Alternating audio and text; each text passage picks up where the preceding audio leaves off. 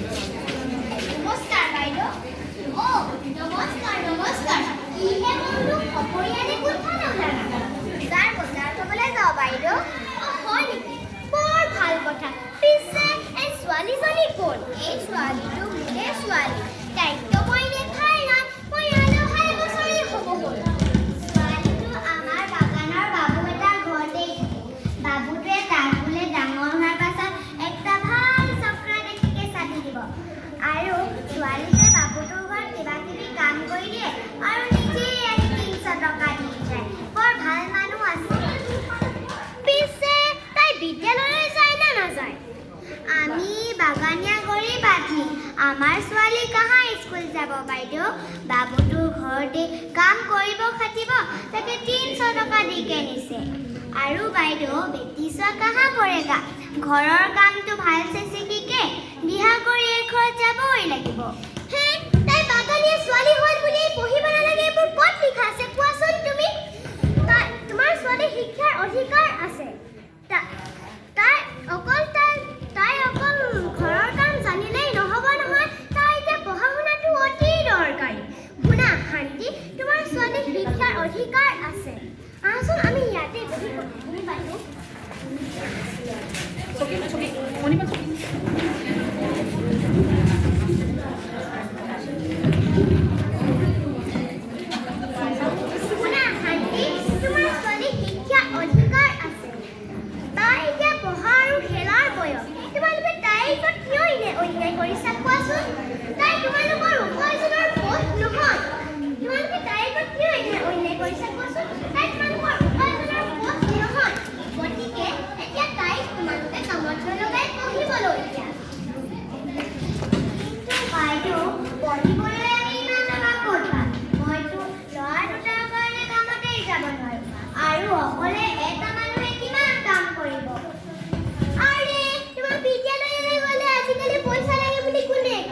আজিকালি বিদ্যালয়ত ইউনিফৰ্ম দিয়ে, কিতাপ পত্ৰ দিয়ে, লগত দুপৰীয়া আহাৰো দিয়ে খাবলৈ।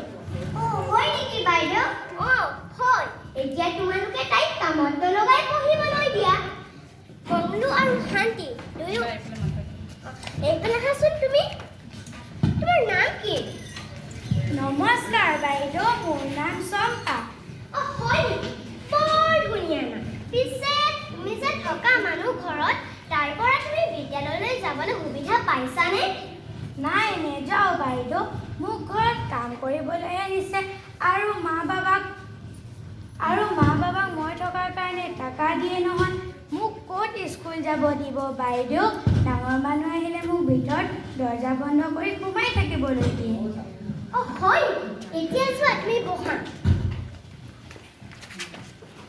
গম পালাতো মংলু যে তেওঁলোকেও জানে যে সৰু ল'ৰা ছোৱালীক কাম কৰা হিচাপে ৰাখিব নালাগে। সেইকাৰণে তাইক ডাঙৰ মানুহ আহিলে ভিতৰত দৰ্জা বন্ধ কৰি সোমাই থাকিবলৈ দিয়ে। গম পালো বাইদেউ। শান্তি আৰু মংলু